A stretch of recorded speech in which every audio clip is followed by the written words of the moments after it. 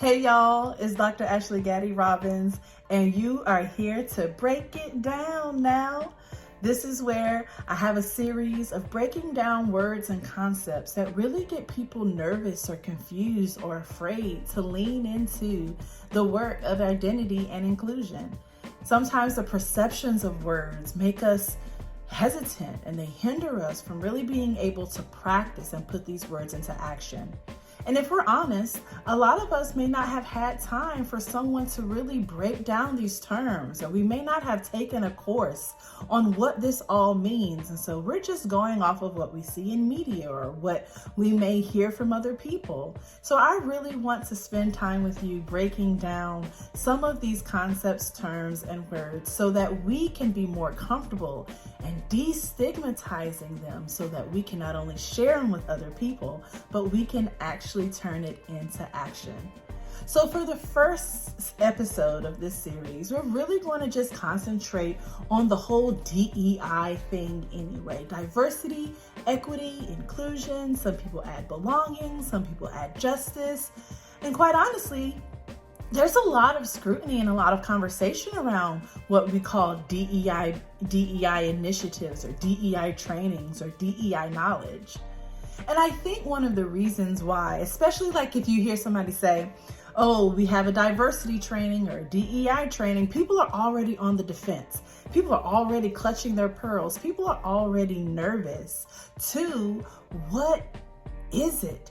And I think it's because the perceived message that comes along with these words are things like being attacked, being called out, being called a racist, right?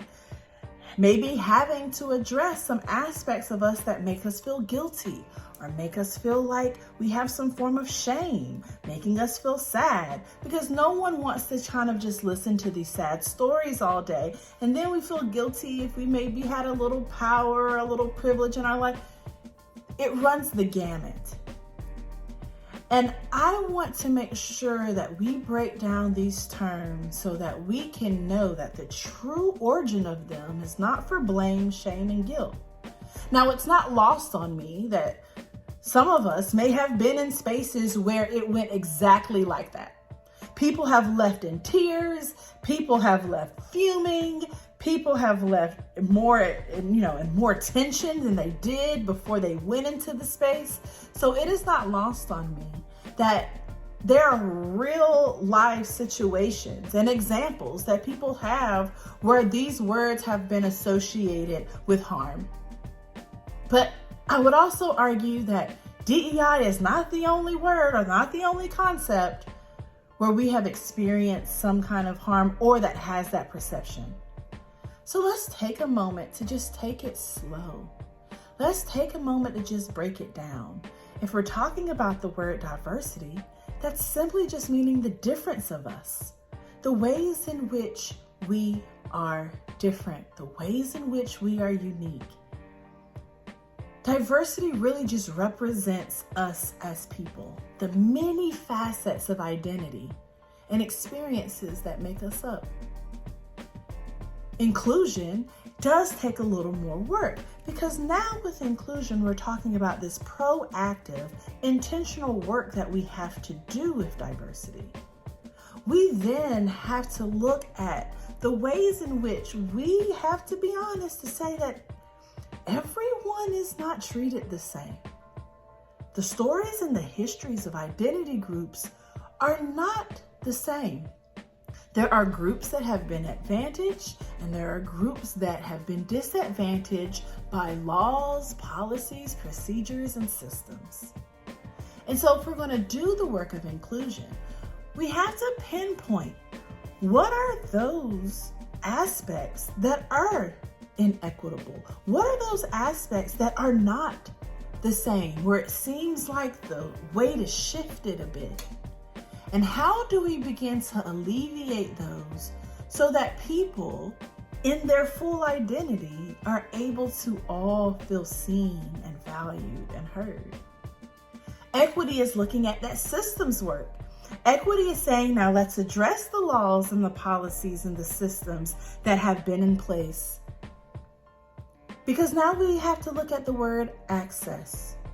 everyone has not had the same access to things, and it's so much longer and deeper than a 2023 issue, right? So equity looks at that systems level, access level, laws, legislation, history, policy.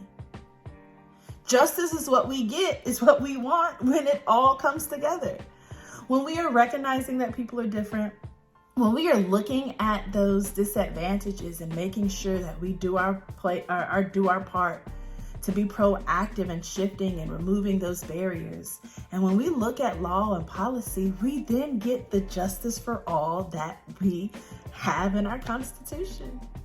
We are then saying that everyone has access to rights and responsibilities and resources for them to live a human life.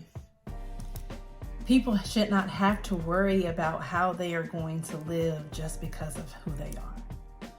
So it's not about attacking people. It's not about blame, shame, or guilt. It's about just making sure that we do our part so that everyone has an opportunity to life, to success, to wealth, to healthcare, to education. It's really just about the justice for all. So if we break it down about what the terms actually mean, and we put people at the center of our practice of these words, then we can maybe breathe a little better to say, okay, it's not just about me here.